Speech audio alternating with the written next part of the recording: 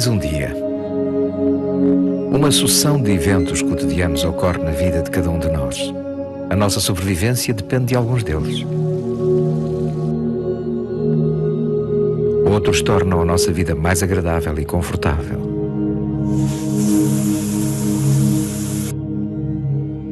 E alguns são apenas mimos especiais a que nos permitimos.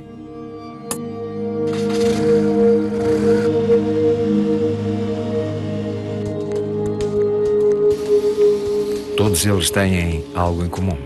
Consomem energia e matérias-primas no processo de troca de bens e serviços a que chamamos de economia. A soma de todos estes atos de consumo individual expressa em termos monetários representa o Produto Interno Bruto, um índice económico concebido para medir a riqueza de um país.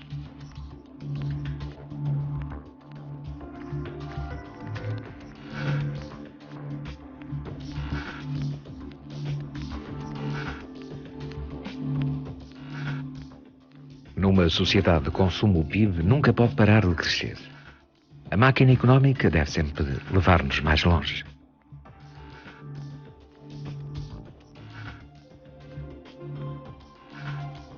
Para além de satisfazer as nossas necessidades e visar o nosso bem-estar, a sociedade industrial continua a crescer, movida pela publicidade que associa a felicidade ao consumo.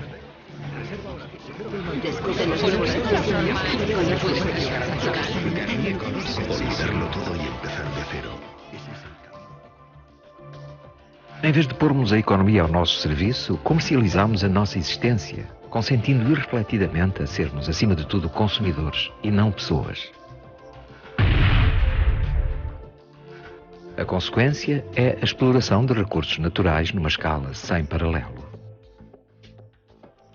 Atualmente excedemos em 1,6 vezes a capacidade do planeta de produzir os recursos de que precisamos e de absorver.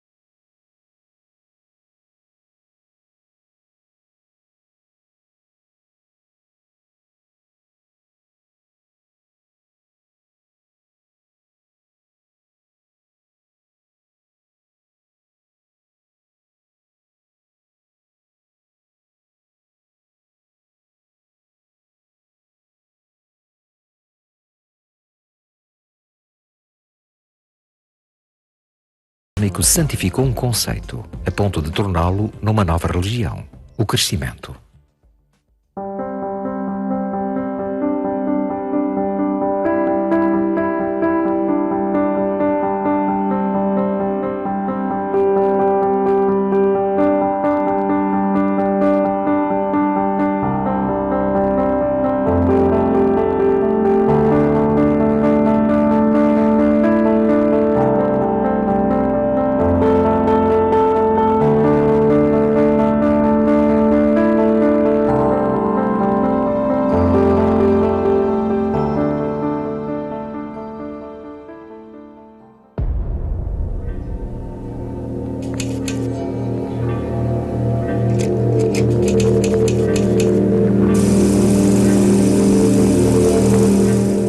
Esta história começa com a Revolução Industrial, um período de extraordinária inovação técnica e organizacional que deu origem à indústria moderna.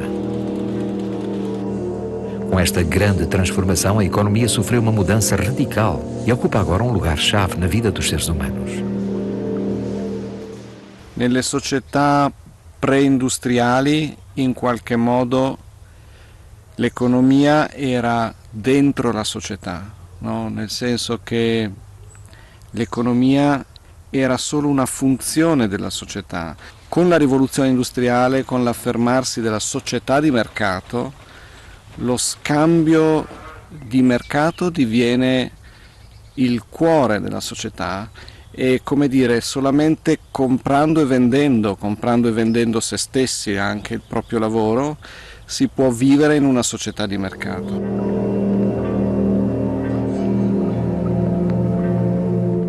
A relação entre o homem e a natureza nunca mais será a mesma. A força humana e a tração animal deixaram de ser a principal fonte de energia, tendo sido substituídas pelas máquinas e pelo uso do carvão, uma fonte de energia 1000 vezes mais eficiente. A produção aumenta acentuadamente e procuram-se novos mercados que permitam escoar o excedente, o que, por sua vez, aumenta a necessidade de matérias-primas. Entramos numa espiral imparável de produção e consumo que estimula a competição feroz entre países e regiões. O resultado é um enorme crescimento económico que, por sua vez, promove o desenvolvimento financeiro e especulativo. Il rapporto tra economia e società è completamente mutato. Oggi possiamo dire che la società si deve adeguare alle leggi dell'economia e questo comporta essenzialmente due cose.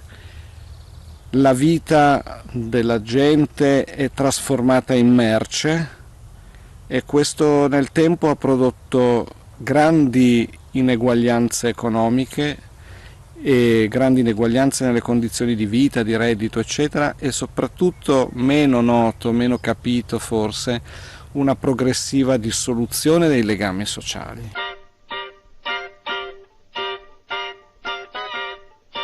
As condições socioeconómicas melhoram consideravelmente. No entanto, este novo Homo economicus não consegue impedir as grandes potências de entrarem num processo imperialista de divisão do mundo, com consequências dramáticas durante a primeira metade do século XX.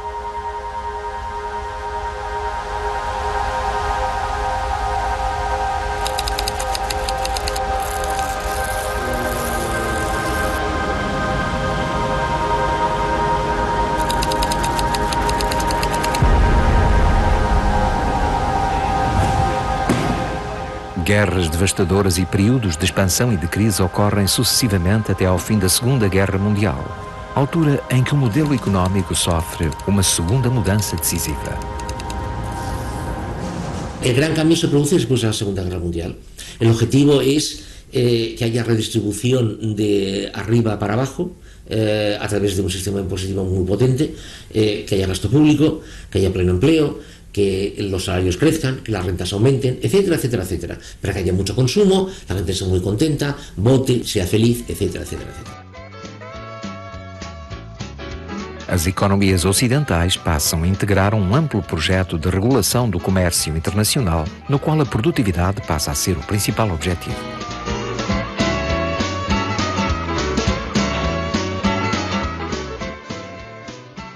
Esta fase de crescimento económico encontra na televisão a montra perfeita para publicitar as virtudes de qualquer novo produto. A facilidade com que esta invenção recente penetra em cada lar torna-a no meio de comunicação ideal para impulsionar as vendas. Fase de capitalismo, caracterizada pela produção em massa e pelo consumo de bens e serviços, que, apoiada por uma poderosa indústria publicitária, deu origem a um período de crescimento exponencial sem precedentes.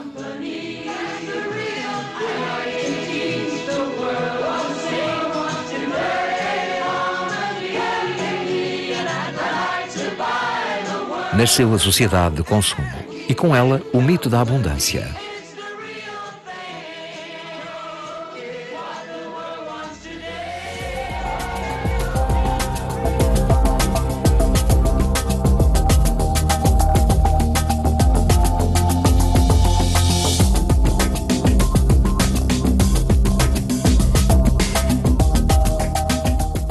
Tal como o carvão alimentou a Revolução Industrial, a produção de petróleo em grande escala possibilitou 3 décadas de grande prosperidade nesta nova sociedade.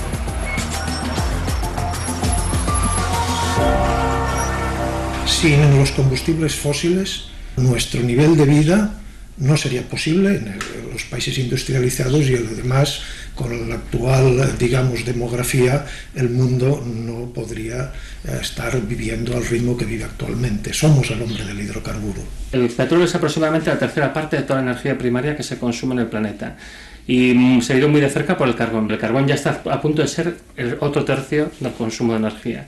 Y el resto fundamentalmente es gas natural, y luego pues hidroeléctrica, biomasa y un poco las renovables, pero muy poquito. La nuclear también es ahí una cantidad significativa, un 5%.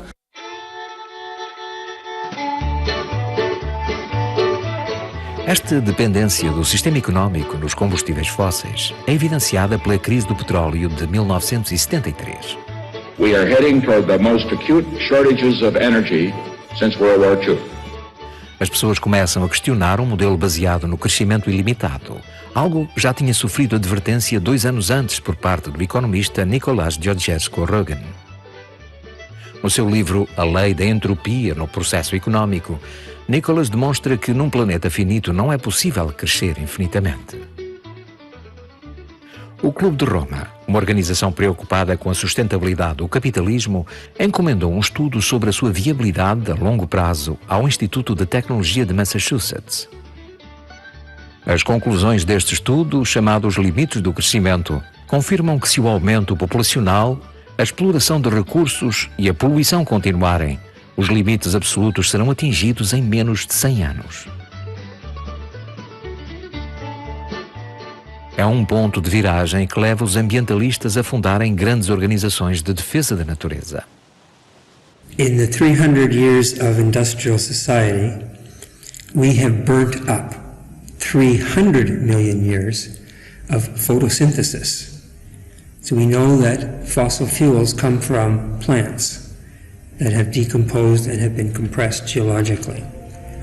We've used up 300 million years of that process in less than 300 years. So if we want to continue at the current rates of consumption, are we going to wait 300 million years for it to happen again? No. So we have to figure out a way to slow down. O modelo é adaptado pela redução da sua dependência energética, ao melhorar a eficácia do processo de produção, e a economia financeira começa a ganhar nova vida, aumentando gradualmente o seu contributo para o crescimento económico global. Este novo modelo de desenvolvimento sustentável integra uma abordagem conciliadora da ecologia, que está confiante de que o progresso técnico e científico irá solucionar a questão dos limites.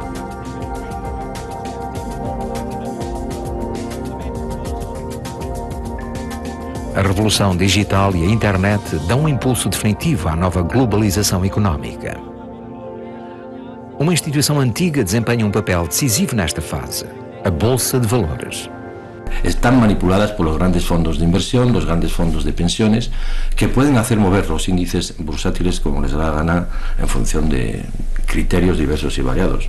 Los precios de las materias primas se encarecen, y cuando esa materia prima es el petróleo, es el trigo, es la soja, es el arroz, es el cacao, es el café, es que estamos machacando a una parte de los habitantes del planeta Tierra. A retroação entre a economia real e a economia financeira continua a nortear o crescimento económico.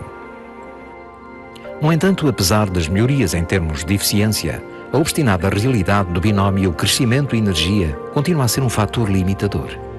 Si uno toma las curvas de la Agencia Internacional de la Energía del año 70 hasta el año 2010 y toma el incremento del consumo de energía con el incremento de la actividad económica medida en términos de PIB, salen prácticamente dos rectas paralelas que indican que si hay crecimiento económico es porque hay una mayor disponibilidad de energía. A afinidade dos recursos naturais e a crescente degradação ambiental começam a revelar a contradição entre crescimento e sustentabilidade. Précisément, nous avons éprouvé en 2001-2002 la nécessité, pour combattre le développement durable, qui était un slogan mystificateur, et donc il était nécessaire de proposer une alternative. C'est pourquoi on a lancé ce slogan de décroissance, qui est un slogan provocateur, pour signifier la nécessité de sortir de cette langue de bois productiviste, développementiste, c'est-à-dire qu'il faut sortir de la croissance, du développement, sortir du paradigme de la croissance et du développement, sortir de la société de croissance, inventer une alternative sociétale. Mais pour nous, le développement durable, En fait, c'est une opération cosmétique qui n'a pour seul objectif que de faire perdurer le système tel qu'il est. Donc c'est une opération de maquillage du système actuel, une opération publicitaire pour pouvoir maintenir le status quo sur la croissance. Neste suposto modelo de economia verde, o jogo financeiro começa também a encontrar os seus limites. La única forma para seguir funcionando era que la gente tuviese en el bolsillo más dinero. ¿Cómo se consigue esto, que la gente tenga más dinero en el bolsillo? Habría que decir más dinero en el bolsillo. Bueno, pues dándoselo, aunque no se lo haya ganado. ¿Cómo? En forma de crédito. Esta inyección masiva de dinero en la economía a nivel mundo posibilita la fase de crecimiento que tuvo lugar fundamentalmente entre en los 90, pero sobre todo entre los años 2003 e 2007. Esta dopagem do crédito inflaciona bolhas especulativas incompatíveis com um sistema que está a entrar numa fase de escassez de recursos, na qual um futuro incerto compromete a capacidade de endividamento. El crecimiento económico ha sido una concatenación creciente de mayor capacidad productiva y mayor capacidad de endeudamiento, hasta que se ha llegado a un límite físico en el que los entes económicos, personas, familias, empresas, bancos no pueden endeudarse más y ahora tenemos una excelente capacidad productiva, con una deuda que se arrastra y que en muchísimos casos no se puede pagar. Mientras ha habido recorrido, genial. En el momento que ese recorrido se ha agotado, adiós.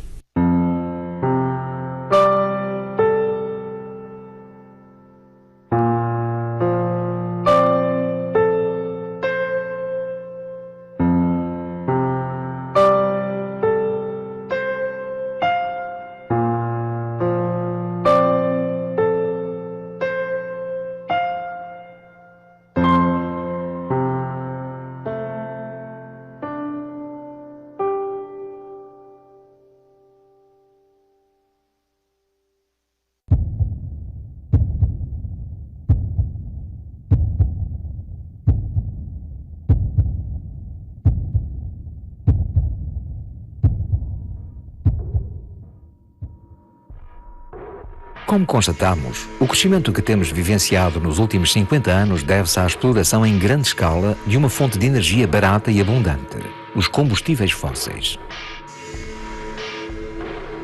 Nesta enorme dependência energética do sistema, a imensa rede global de transporte de bens e pessoas desempenha um papel decisivo. El sector crítico que es el eslabón más débil del sistema energético es el sector transporte. Transporte en todas sus modalidades, por tierra, mar y aire, civil y militar, por la sencilla razón de que el transporte depende hoy en día en un 94% de los derivados del petróleo. Las reservas probadas de petróleo crudo convencional equivalen a 1 billón español de barriles de petróleo, que es más o menos lo mismo que llevamos consumido hasta el día de hoy. El problema es que, claro, no va a salir a la misma velocidad que ha salido hasta ahora saldrá cada vez más lentamente.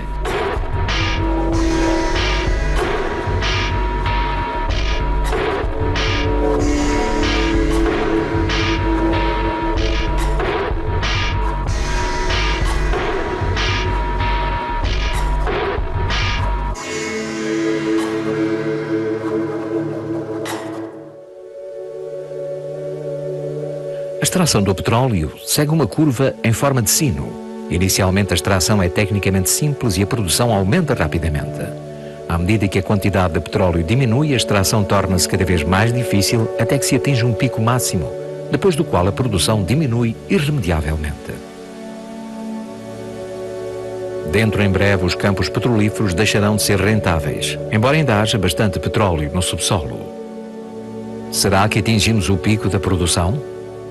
Las proyecciones y la historia registran este hecho. Hemos llegado al techo de la producción de petróleo convencional y esto es un hecho reconocido, digamos, por los organismos internacionales de los países industrializados. Los problemas con el petróleo, igual que con cualquier otra materia prima, no empiezan en el momento que se ha extraído la última gota o el último gramo. Los problemas empiezan cuando la oferta no es capaz de cubrir la demanda. Lo que está pasando es que el ritmo de petróleo que se va descubriendo cada año no compensa, digamos, ni la caída de la producción de los campos antiguos, lo que se denomina el declive de la producción, ni el incremento del consumo. Estamos observando que cuando los combustibles fósiles, especialmente el petróleo, lleguen a su cenit mundial de producción y empiecen a decaer, se van a enfrentar claramente con un mundo cuya economía y cuyas finanzas están diseñadas exclusivamente para seguir creciendo. Se atingimos o termo do petróleo barato, irão outros tipos de recursos energéticos permitir-nos continuar a crescer? Algunos consideran que el cenit de la producción de carbón desde el punto de vista energético podría estar ya en esta década, entre el 2015 y el 2020 posiblemente. El cenit del gas estaría ASPO tiene las bases de datos y considera que podría estar una década posterior al cenit del petróleo, hacia el 2020 también. Y luego, con respecto al uranio, pues también la situación es dramática. Hay unos 3.200.000 toneladas de reservas probadas de uranio y realmente pues estamos con un cenit posiblemente en el 2030. Los cenit del petróleo, de los combustibles fósiles y del uranio están a la vuelta de la esquina. Hablando en términos históricos, están aquí.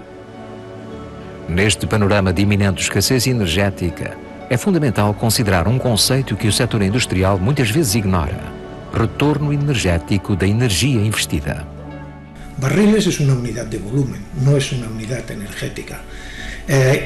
Por supuesto entenderán que no vale lo mismo un barril, aunque sean los 159 litros, extraído de un campo de petróleo que está a 4 kilómetros de profundidad en Arabia Saudita, que un barril, que siguen siendo 159 litros, extraído a 10 kilómetros de profundidad en el Golfo de México. Porque para extraer el barril a 4 kilómetros yo tengo que invertir menos energía que para extraerlo a 10 kilómetros. El valor energético de un barril en Arabia Saudita, si yo le resto al que me producirá lo que he invertido, es mucho mayor que el del barril del Golfo de México. Esto es la tasa de retorno energético, es energía neta. Cuando uno tiene una tasa de retorno energético en el petróleo, por ejemplo, de 100 a 1, como en los primeros campos de Pensilvania y de Texas, los primeros campos de Persia y demás, pues uno gasta un barril de energía y deja 99 barriles a disposición de la sociedad. En estos momentos debemos estar como mucho entre 15 y 20 barriles ofrecidos a la sociedad por cada barril de energía que nos cuesta. Indício do fim da abundância energética é a corrida que começou há mais de uma década pela exploração de hidrocarbonetos não convencionais. Tenemos que tener en mente una pirámide. La base de la pirámide se ensancha a medida que descendemos y vamos a tomar esa base a diferentes niveles como la cantidad de recursos que tenemos. A medida que descendemos en la pirámide, aunque aumentan los recursos, estos recursos están más dispersos, son de peor calidad. Voy a tener que invertir más energía para extraerlos y además medioambientalmente voy a tener que tratar mucha más cantidad de ganga para extraer lo que realmente me interesa, es decir, el impacto medioambiental va a ser mayor. Y los no convencionales es un peldaño más abajo. Se está jugando mucho a hablar de volúmenes de petróleo no convencional, pero si realmente el petróleo no convencional tiene una tasa de retorno energético de 2 a 1 o de 3 a 1, en una sociedad que exige para su mantenimiento, como la norteamericana, como la europea, tasas de retorno energético de 20 a 1, hay una pérdida neta de energía, se está perdiendo energía y se está perdiendo dinero. No campo dos combustíveis não convencionais, uma técnica de extração constitui uma suposta revolução energética para os industriais, economistas e políticos em meio mundo. O fracking, ou fratura hidráulica. Bueno, en el caso del fracking, claro, hay una gran preocupación de los grupos ambientalistas por el impacto ambiental que tienen, porque esencialmente está también en una industria pesada. A mí, yo normalmente lo que más señalo, lo que más me interesa es si realmente son adecuados o suficientes como para mantener una sociedad industrial como la que tenemos, y la respuesta es que no, porque su rendimiento es bajísimo. Y además se está observando en Estados Unidos, y hay una gran experiencia, que las curvas de agotamiento ya ni siquiera son como las curvas de agotamiento del petróleo convencional, que es una curva de agotamiento más bien suave. Estas son unas curvas de declive casi exponenciales, es decir, que al segundo año, al tercer año de explotación pueden estar en un 10% del nivel de flujo que salía el primer año de explotación. Neste panorama parece ser urgente encontrar uma resposta para a seguinte pergunta: irão as fontes de energia alternativas ser capazes de atender às necessidades da civilização industrial que criamos? La pregunta clave es esa. Las energías alternativas van a ser las que van a utilizar los seres humanos y los seres vivos siempre que vivan en este planeta, y a largo plazo y en un futuro serán energías renovables siempre. Lo que no parece muy probable cuando uno analiza la capacidad de los medios de producción renovables actuales es que se pueda mantener un nivel de consumo de energía semejante al actual. La energía fósil es fundamental para el transporte mundial. Hoy estamos disponiendo de todos los bienes que disponemos debido a precisamente esta sociedad del transporte basada fundamentalmente en energía fósil. Electrificar todo esto costaría, aparte de muchísimo tiempo y de cambiar todas las infraestructuras mundiales, costaría muchísima energía.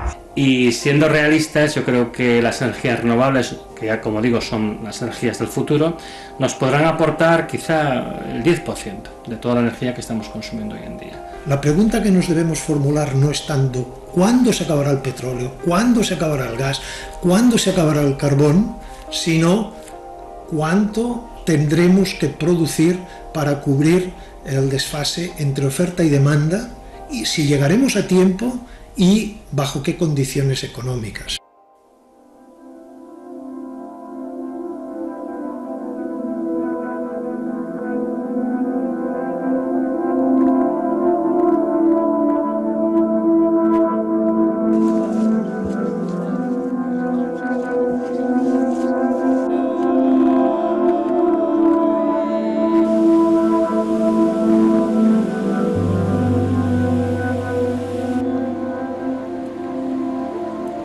Se a crise energética é grave, a crise ecológica é assustadora. A exploração dos recursos naturais e o seu impacto no ambiente é tal que alguns cientistas apelidaram o período atual de Antropoceno, uma nova era geológica na qual o Homo sapiens é o principal agente transformador da biosfera. O resultado é um legado inaceitável para os nossos descendentes. Si el sistema consigue solventar la crisis financiera, y pongo el condicional por delante porque no lo tengo claro, inmediatamente será evidente que lo que viene por detrás es mucho más grave. El problema ingente de los límites medioambientales y de recursos del planeta, atizado por esa realidad cada vez más imperiosa que es el cambio climático y por el agotamiento de la mayoría de las materias primas energéticas que utilizamos. Esta forma de vida basada en el consumo, en el hiperconsumo y en el megadesperdicio, ha sido posible en unos momentos en los que se suponía que la cantidad de recursos era limitada. Pero esto ya se sabe que esto no es así, luego no, claro que no es extendible esto. Sem energia barata, com a crescente escassez de matérias-primas e um ambiente degradado, a sociedade de crescimento chega a um impasse. O mito da abundância colapsa.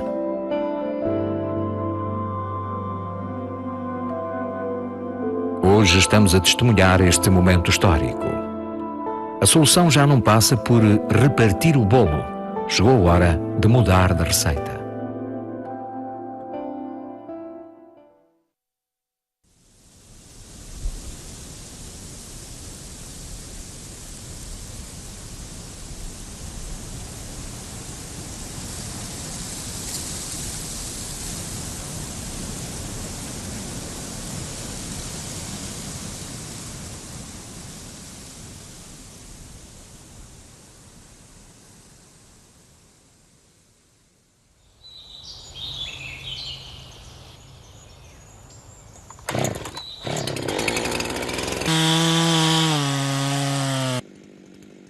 Le capitalisme, c'est déjà un système économique diablement efficace qui repose sur l'exploitation du travail, sur le pillage de la planète.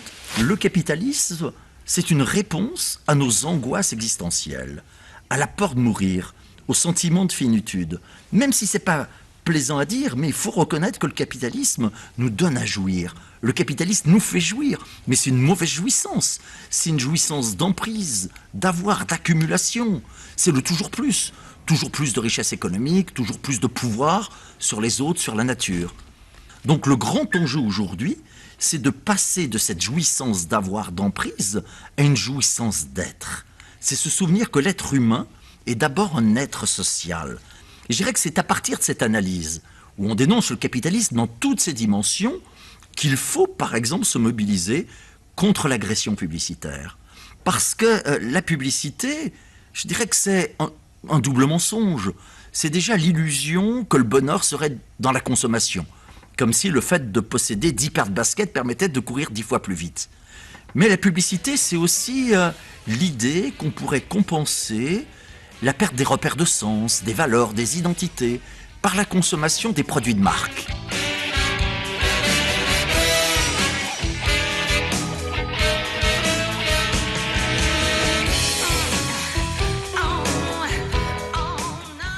L'economia e il marketing sostanzialmente, di cui gli economisti non parlano mai, ma che è in realtà la macchina potente, sostanzialmente costruisce un immaginario, una rappresentazione del mondo, tale per cui consumare, acquisire oggetti, rappresentarsi attraverso questi oggetti è quello che noi facciamo per stabilire la nostra stessa identità.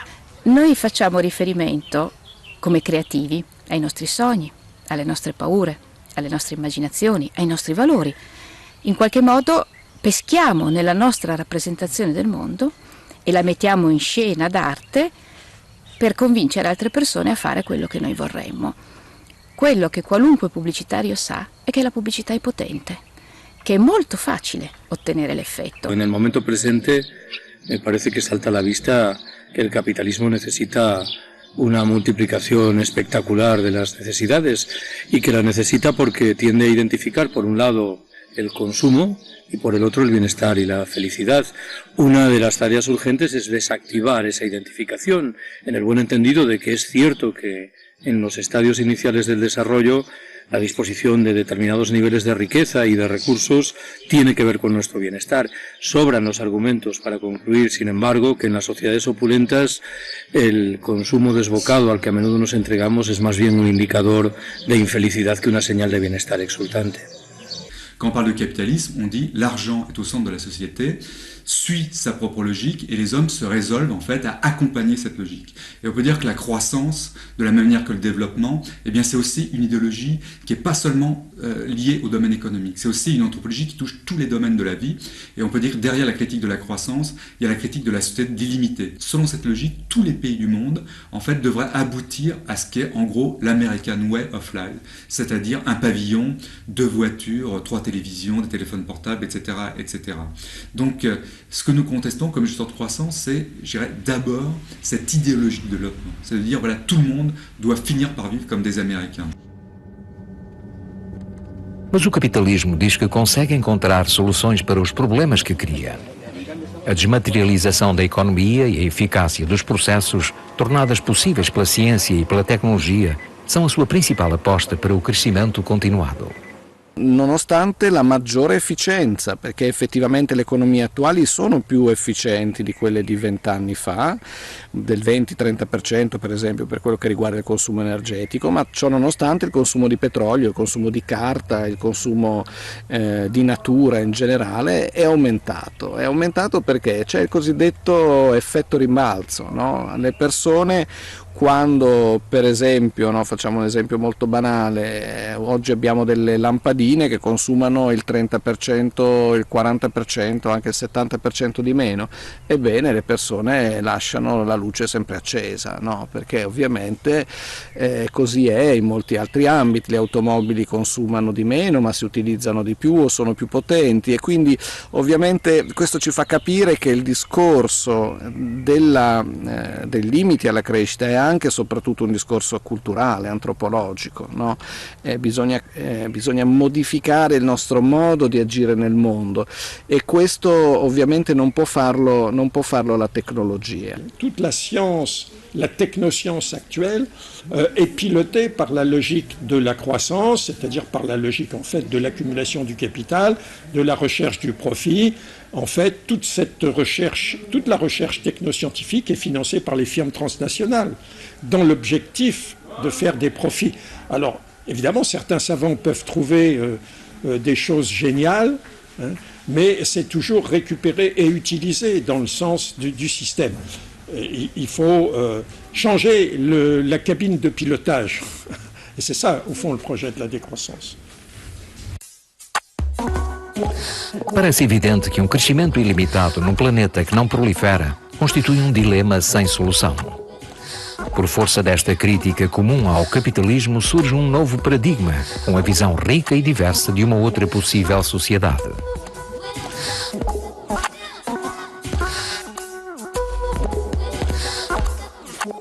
La décroissance, c'est tout sauf l'austérité. La décroissance, c'est tout sauf d'appeler les gens à se serrer la ceinture un peu, beaucoup, passionnément ou à la folie. La décroissance, c'est tout sauf de croire qu'il faudrait faire la même chose en moins. La décroissance, c'est en fait d'imaginer d'autres façons de vivre, d'autres façons de produire. Le mode de vie des Occidentaux, des gens qui appartiennent aux pays riches, il n'est absolument pas généralisable à l'ensemble de la planète. Donc si on veut pouvoir vivre bien et longtemps sur la planète, en harmonie avec toutes les autres personnes qui s'y trouvent, eh bien il va falloir que ces personnes, tous les gens qui habitent les pays riches, dans leur moyenne, parce qu'il y a aussi des gens qui sont en situation de sous-consommation dans les pays riches, mais il faudra malgré tout que nous apprenions à consommer moins. Alors consommer moins, c'est pas consommer moins pour consommer moins, ce qui serait absurde. On le dit souvent, un des slogans les plus importants du taux de croissance, c'est moins mais mieux.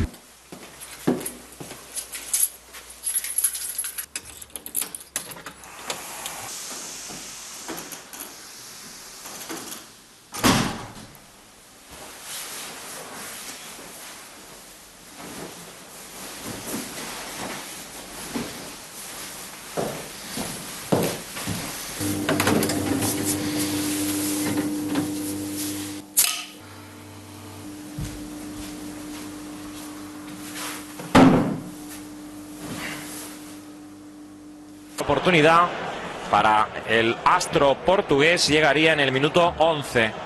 Y eso que el Barcelona había empezado mejor. Prometo ayudarte a amar la vida, abrazarte siempre con ternura y tener la paciencia que el amor exige.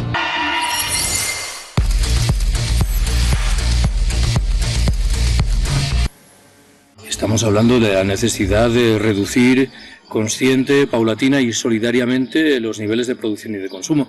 Pero estamos hablando de muchas más cosas. Recuperar la vida social, porfiar por fórmulas de ocio creativo, repartir el trabajo, reducir el tamaño de muchas de las infraestructuras, restaurar esa vida local y esa vida rural que hemos ido matando o asumir fórmulas de sobriedad y de sencillez voluntaria. Si la croissance devient objectivement, matériellement impossible et que c'est palpable par tout un chacun, l'État perd toute crédibilité. Donc, nous sommes de fait dans une situation révolutionnaire. Et mon analyse, c'est que l'individu qui, depuis 2 ou 3 siècles, est habitué à avoir recours à l'État pour tout problème qui se pose à lui, sera amené, peut-être je le souhaite, à se dire la solution à mes problèmes, elle est peut-être dans moi, dans ma démarche individuelle, de celle de mon voisin, plutôt que dans le recours à l'État. Voilà donc comment je relie la décroissance et la responsabilité individuelle dans le cadre d'une situation qui survient et qui objectivement est révolutionnaire. Donc la question qu'il faut assumer, et ça c'est une question politique, c'est il faut repasser en dessous les plafonds. Ce retour sous les plafonds, c'est la décroissance. Alors, pour les partisans de la croissance, quand on repasse sous les plafonds, c'est la récession, parce que c'est subi, parce que c'est imposé, comme toujours, aux plus faibles. Nous demandons de repasser sous les plafonds, non pas de façon subie, mais de façon démocratique.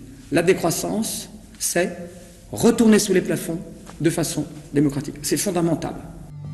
Mas se reduzirmos os nossos níveis de produção e de consumo, não iria a sociedade de decrescimento causar grande problema de desemprego?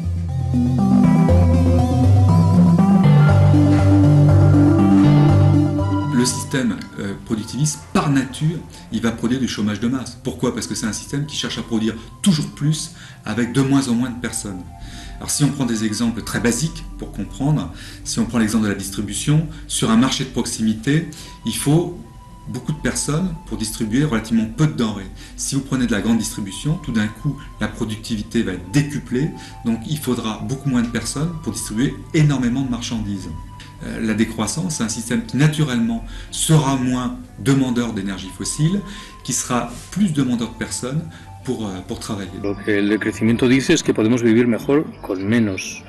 Esto significa que tendremos que trabajar menos horas, que acrecentaremos nuestra vida social y que procederemos a repartir el trabajo, algo que infelizmente no han hecho las fuerzas sindicales mayoritarias en los últimos 50 años. É fácil de compreender o decrescimento em sociedades desenvolvidas, mas num mundo desigual há uma esmagadora maioria de pessoas que ambiciona legitimamente o crescimento económico para melhorar as suas condições de vida. Le gâteau planétaire, il est bien assez riche déjà pour permettre à 7 milliards d'humains de vivre bien. C'est pas moi qui le dis, c'est l'ONU. L'ONU nous rappelle qu'il suffirait de mobiliser chaque année 40 milliards de dollars, et ceci pendant 25 ans, pour régler le problème de la faim dans le monde. Ces 40 milliards de dollars nécessaires pour que plus personne ne crève de faim, on peut les comparer aussi aux 100 milliards de dollars des gaspillages alimentaires, ne serait-ce qu'aux États-Unis. Je dirais la grande question, c'est qu'est-ce qu'on produit, comment et pour qui? C'est-à-dire de satisfaire les besoins fondamentaux de l'humanité.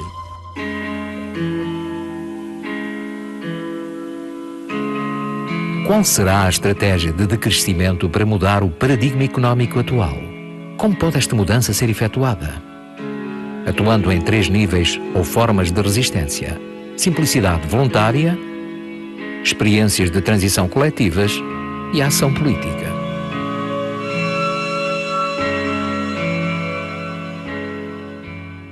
C'est-à-dire ces 3 formes de résistance, c'est notre richesse. C'est-à-dire qu'il faut apprendre à faire de cette richesse, non pas une source de division, mais effectivement, je dirais, ce qui va nous permettre de pouvoir transformer la société. Et la simplicité volontaire, c'est l'idée qu'il faut chacun, à notre niveau, agir en conformité avec nos propres valeurs. Mais il s'agit le plus possible individuellement d'avoir des pratiques de désaccoutumance à la croissance. On ne demande pas que tout le monde soit un pur abstrait vivant dans un vaisseau spatial déconnecté de la réalité. Mais il y a une véritable exigence de cohérence personnelle. Donc tout ce qu'on peut faire tout de suite, il faut le faire. Mais on ne ferait que ça risquerait déjà d'être insuffisant, ça pourrait même être négatif. Ça serait déjà insuffisant parce que à quoi ça servirait ?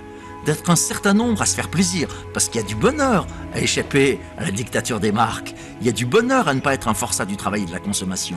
Mais à quoi ça servirait d'être un certain nombre à se faire plaisir si les logiques dominantes restaient en place? D'où la nécessité d'un deuxième niveau de résistance, qui est celui des expérimentations collectives.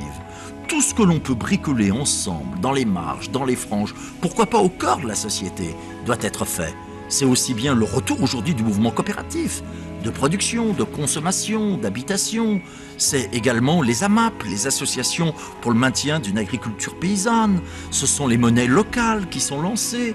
Ce sont les médias alternatifs. Ce sont les méthodes pédagogiques alternatives. Ce sont les médecines alternatives. Tout ce que l'on peut bricoler doit être fait. On est toujours sur nos 2 jambes. Comment, dans notre vie propre, on peut essayer de vivre différemment, essayer de se passer d'automobile, essayer de vivre sans téléphone portable, vivre différemment. Se déplacer à bicyclette, marcher à pied, ralentir, et puis essayer d'un autre côté, essayer de construire du collectif, que ce soit à travers des partis politiques, des associations, des micro-entreprises, pour essayer de développer ces idées. Donc on voit comment les choix individuels et les choix collectifs sont imbriqués. Les 2, en fait, sont en tension en permanente. Donc c'est ce qui est intéressant dans la décroissance, ça oblige à penser ces tensions entre tous les différents paramètres. Parce que je dirais que tous ces laboratoires du futur seront les lieux où va s'inventer le monde de demain. Mais là encore, on ne ferait que ça pourrait être insuffisant. D'où la nécessité d'un 3e niveau de résistance. Simplicité individuelle, démarche collective, et 3e niveau, le début de l'ébauche de ce que peut être demain, je suis très prudent, un nouveau projet politique. Notre vision de la décroissance, c'est-à-dire la vision du mouvement des objecteurs de croissance, c'est une vision politique. Nous avons, nous aussi, des noms à apporter. C'est tout l'héritage des socialistes utopiques. Des socialistes depuis Owen, depuis Proudhon, où là nous avons, précurseurs des ancêtres dont nous avons à hériter. Et fondamentalement, quand nous lisons, quand nous étudions les socialistes utopiques, nous voyons quoi? Qu'ils avaient déjà une autre façon de faire de la politique. Non pas en préconisant la victoire dans les urnes, mais d'emblée en proposant une politique très concrète par des expérimentations minoritaires, par des alternatives concrètes, par d'autres façons de faire l'école, d'autres façons de produire. Et c'est tout ce mouvement-là qui, au XIXe siècle, est à la source, à l'invention des notions de mutuelle, de coopérative et d'association. D'enlever la dimension romantique. Cada vez mais pessoas se lançam ao caminho da transição, mas a esmagadora maioria da sociedade continua a avançar na direção da insustentabilidade irreversível. O confronto entre os limites e a sociedade industrial está agora evidente e abre caminho a um futuro cheio di incertezas.